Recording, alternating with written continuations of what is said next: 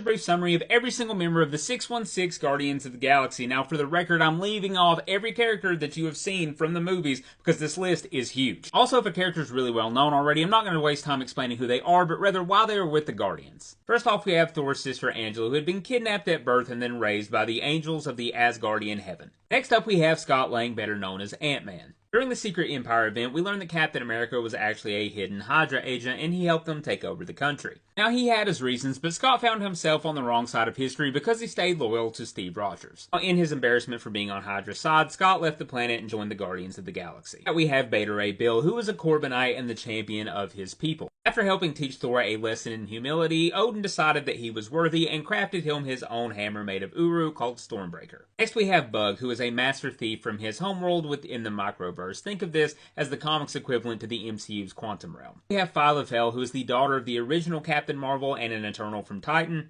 Also have Phyla-Vell again, except not from the 616 universe, from an alternate universe where all the heroes were the best versions of themselves. It's the ultimately heroic universe, and there she is the current Captain Marvel. And while we're talking about her, we might as well go ahead and mention her wife, Moondragon, aka Heather Douglas, aka the daughter of Drax the Destroyer when he was a human, Arthur Douglas, and not Drax. Just to be clear, both the 616 version and the Ultimate Hero Universe version of Moondragon have been on the team, although eventually their two minds join together and they just inhabit the same body. That we have Doctor Doom, who was sensing a magical disruption in space coming from a Kree cult, and needing to ultimately stop that threat, he joins the Guardians of the Galaxy for a short period of time. I believe I've left him off the list until this long, but Tony Stark was also a member of the Guardians of the Galaxy. After a particularly rough patch on Earth, he decided to head out into the galaxy and see what he had to offer the universe instead of just being a hero on planet Earth. Basically, immediately gets attacked by the Badoon, is saved by the Guardians of the Galaxy, and then decides to join their team. We also have Gladiator, which was a super short period of time. Shi'ar Empire have like their own superhero team, and he's essentially their Superman. We also have Hercules, who joined up with the Guardians when the rest of the Greek gods went absolutely batshit crazy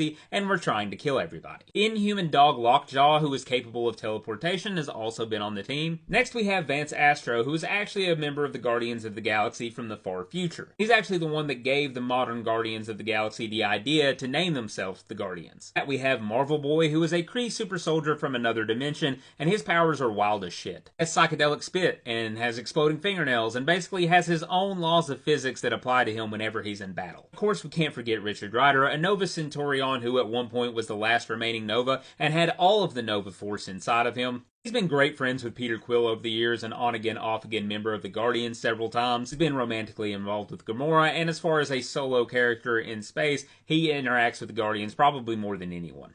Oddly enough, we have Jack Flag, who is like typically a Captain America character. After the superhero Civil War, he had been imprisoned in the Negative Zone, and it eventually gets attacked and the Guardians come to save it, and that's when Jack Flag joins the team. We can't forget about the Cosmic Ghost Rider Frank Castle. He was also on the team for a very limited amount of time.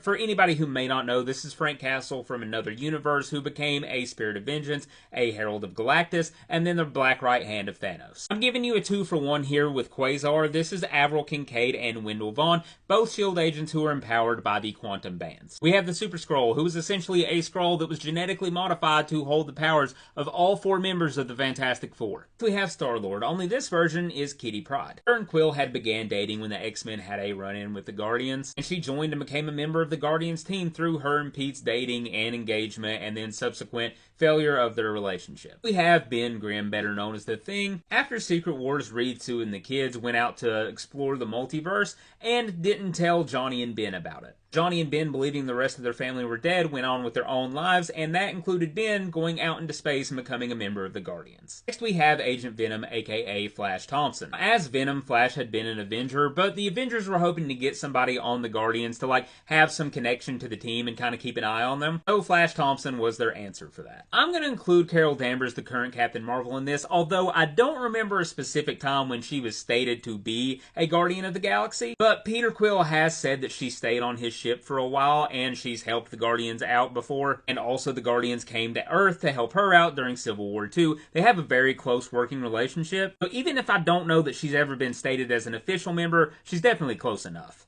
Now, the main members that I haven't covered in this are actually pretty different from what we've seen on screen in the MCU, and if you want to check out some of their origin stories that I've covered, it's in the playlist below.